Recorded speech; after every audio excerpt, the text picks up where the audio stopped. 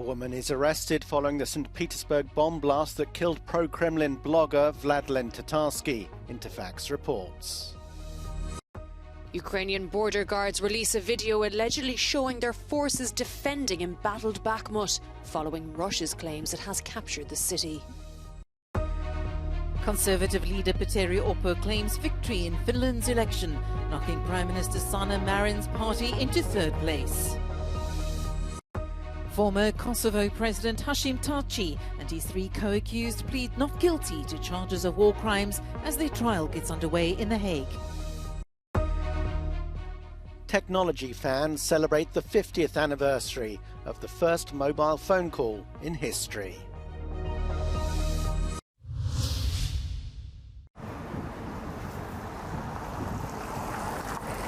A woman has been arrested following the St. Petersburg cafe bomb blast that killed pro-Kremlin blogger Vladlen Tatarsky, Interfax news agency reports.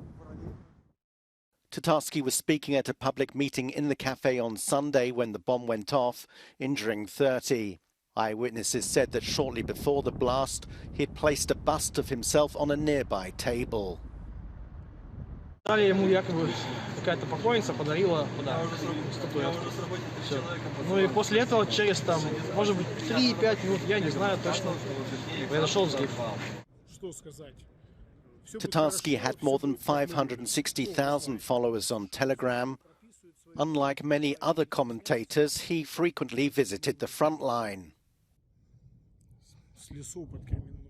While backing the war, he criticized the generals running it, and a Ukrainian government official blamed his death on internal divisions, saying spiders are eating each other in a jar.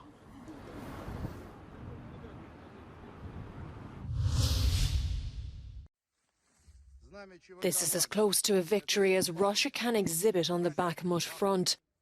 The leader of the Wagner mercenary group, Yevgeny Prigozhin, proclaimed in the middle of the night, waving a Russian flag, that his men had seized the town hall building.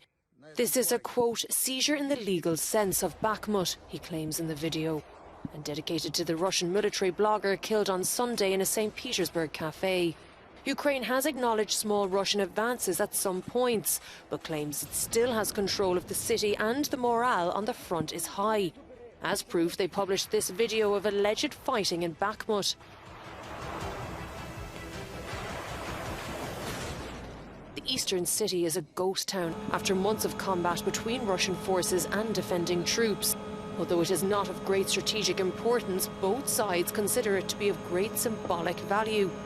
The longest battle of the war has already left thousands dead on both sides.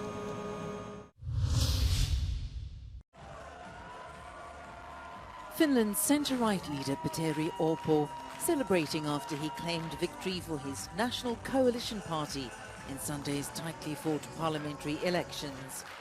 Now with 48 of the 200 seats in Parliament, he will have the first chance at forming a coalition government. I think that Finnish people want change. They want change, and now I will start negotiations, open negotiations with all parties, and I have one crucial issue, and it is economy. We have to fix our economy. We have to do reforms to boost our economy and growth. Prime Minister Sanna Marin's ruling Social Democratic Party was knocked into third place, winning 43 seats. But she put on a brave face as she conceded defeat. Pitkästä aikaa pääministeripuolueen asemasta on kasvatettu kannatusta, kasvatettu paikkamäärää. Se on tosi hyvä saavutus. The head of the far-right Finns party, Riikka Purra, thanked her supporters for a second-place result with 46 seats. Rakkaat perussuomalaiset, tiedättekö te mitä te olette tehneet? Te olette tehneet tämän puolueen parhaan vaalituloksen koskaan.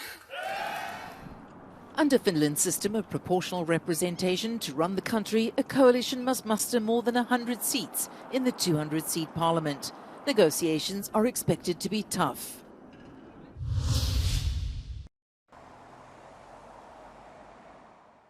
The centre-right GERB party of former Prime Minister Boyko Borisov is leading in the count after Bulgaria's fifth general election in 2 years.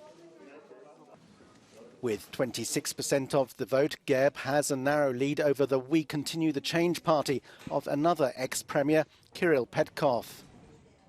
Analysts say that rivalry between the two leaders will make coalition talks difficult. The two parties and coalitions with the best results, who have the same Euro-Atlantic positions about the war in Ukraine, about the Eurozone, the entrance of Bulgaria in the Eurozone, about Schengen. I think they're not going to sit on the same table to make a coalition. That's why I think that we shall continue with the political crisis in Bulgaria. Turnout was just 38% of the electorate. The DPS, a liberal party with strong support in the Turkish and Roma minorities, said it would be open to coalition talks after scoring 13%. От нас не очаквайте да чертаем разделителни линии. Ние сме тези, които призоваваме за диалог. The pro-Russian nationalist Revival Party came third, but excluded entering a coalition.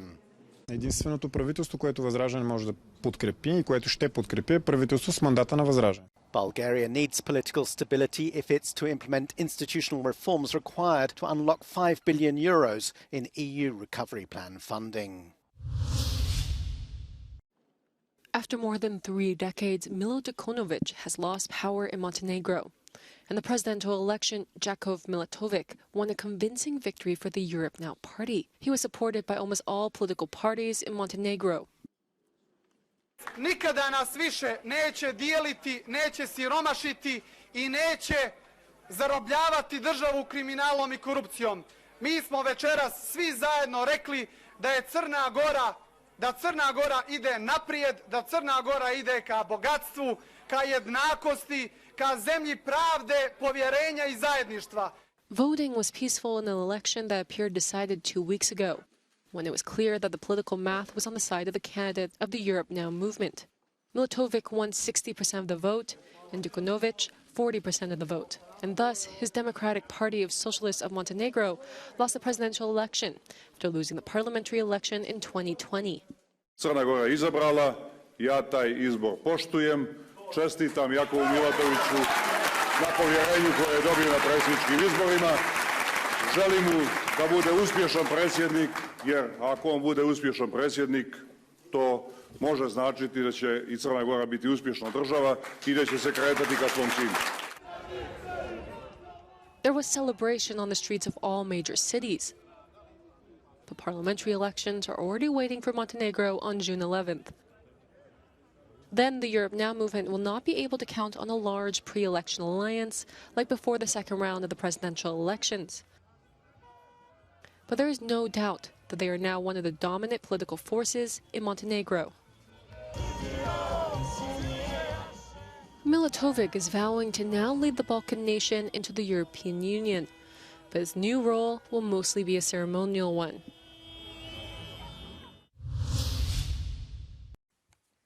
At a special court in The Hague, the trial of Kosovo's former president, Hashim Thaçi, and his 3 co-accused gets underway. They've pleaded not guilty to 10 charges of war crimes and crimes against humanity, allegedly committed during the 1998 to 1999 armed conflict against Serbian forces. The insurgency eventually brought Kosovo independence from Belgrade. Trebalo da obrazloži zašto smatra da su Thaçi I ostali optuženi krivi u 10 tačaka optužnice za ratne I zločine protiv čovečnosti, za mučenja, ubistva, zatočavanja I druge zločine protiv Srba, Roma I Aškalija, ali I protiv Albanaca koje su oni smatrali nelojalnim. Potom će uslediti I izlaganje zastupnika žrtava, to do sada nismo imali prilike da vidimo na suđenjima za ratne zločine u bivšoj Jugoslaviji I ukupno 140 osoba ima status žrtava u ovom predmetu. Dakle, ova nedelja, tačnije do srede, bar kada je o Hagu reč, biće posvećena početku suđenja Hašimu Thaçiju I ostalim nekada visokim komandantima OVK. Za Euronews iz Haga, Miloš Milić.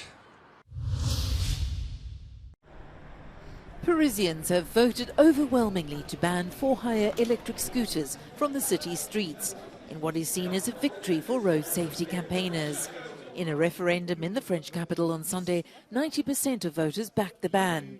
While they're a hit with tourists, many Parisians complain that the scooters are an eyesore and a traffic menace. Since their introduction, they've been involved in hundreds of accidents, some of them fatal. Now the 15,000 self-service scooters will vanish from Paris at the end of August. This is the very first handheld cellular telephone. 50 years ago, the first mobile phone call in history was made by this man, Martin Cooper. Then head of a team of engineers at Motorola, on April the 3rd, 1973, he made the call from New York to his rival at Bell Labs, Dr. Joel Engel. I said, Joel, this is Marty Cooper. He said, hi, Marty. Joel, I'm talking to you on a handheld cell phone, but a real cell phone, personal, portable, handheld. There was silence on the other end of the line. I think he was gritting his teeth. It took 10 years for the Dynatac 8000X to go on sale at a price of $4,000. Today, the father of the mobile believes people are too obsessed by their phones. I am devastated when I see somebody crossing the street and looking at their cell phone. And that's a very common occurrence, and they are out of their minds. You have to have faith in humanity, and I do. The humans sooner or later figure it out. 3 out of 4 humans over the age of 10 now have a mobile phone, according to UN data.